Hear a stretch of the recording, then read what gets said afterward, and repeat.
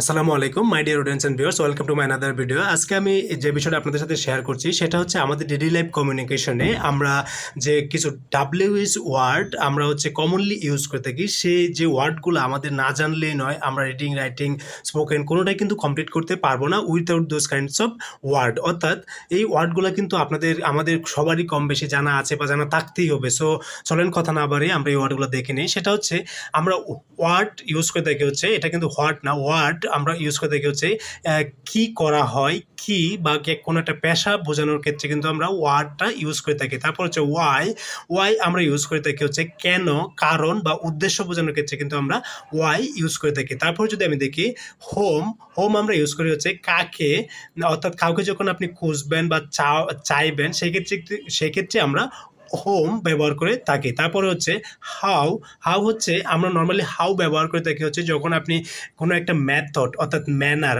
যেটাকে আমরা বলছি হচ্ছে পদ্ধতি বা ওয়ে বোঝানোর ট্রাই করবেন, সেক্ষেত্রে কিন্তু আমরা হাউ ব্যবহার করে থাকি, অর্থাৎ কীভাবে এটা ব্যবহার করে থাকি।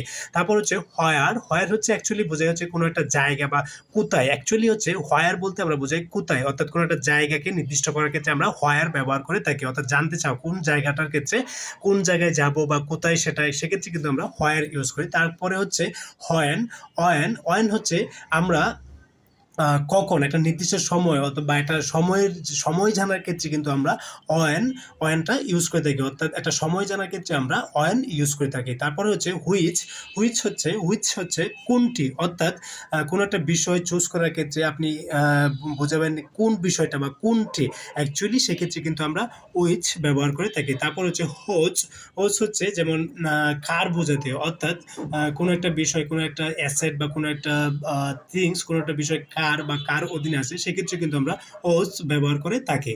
তারপর যে বিষয়টা সেটা হচ্ছে হো হচ্ছে, অর্থাৎ আমরা নর্মালি বোঝাই হচ্ছে কে, হচ্ছে কে, অর্থাৎ কোনো একটা কাজ কেউ করছে আমরা জানি না, সেক্ষেত্রে আমরা ইউজ করি হোর বাংলাটা হচ্ছে কে। তারপর হচ্ছে আবার যদি বলা হয় কে কে, সেক্ষেত্রেও কিন্তু আমরা হো ইউজ করি, যেমন who do the, who do the work, কে কে কাজ করে, সেক্ষেত্রে কিন্তু আমরা হো নর্মালি বোঝা হচ্ছে কে কে, আর এটা হচ্ছে হো কেও বোঝায়। আবার যদি বলা হয় যেমন পর হোয়াট, পর হোয়াট হচ্ছে কিসের জন্য, আমরা পর হোয়াট ব্যবহার করবো হচ্ছে পর হোয়াট যখন আমরা বলার ট্রাই করবো কিসের জন্য, জন্য আমরা ইউজ করে থাকি হচ্ছে পর হোয়াট। আবার যখন বলবো কতগুলো এগুলো বোঝানোর জন্য আমরা ব্যবহার করছি হাউ মেনি, অর্থাৎ কতগুলো যখন আমরা বলতে চাবো সেক্ষেত্রে আমরা ব্যবহার করতে পারি হচ্ছে হাউ মেনি। আবার যখন বলবো কি পরিমাণ, সেক্ষেত্রে আমরা ইউজ করবো হচ্ছে হাউ মাচ, অর্থাৎ কি পরিমাণ। আবার যখন বলবেন কত সময় পর পর, অর্থাৎ কত সময় পর পর, সেক্ষেত্রে আমরা ইউজ করবো হচ্ছে হাউ অফটেন, কত সময় পর পর। আবার যখন বলবেন কতক্ষণ, সেক্ষেত্রে আমরা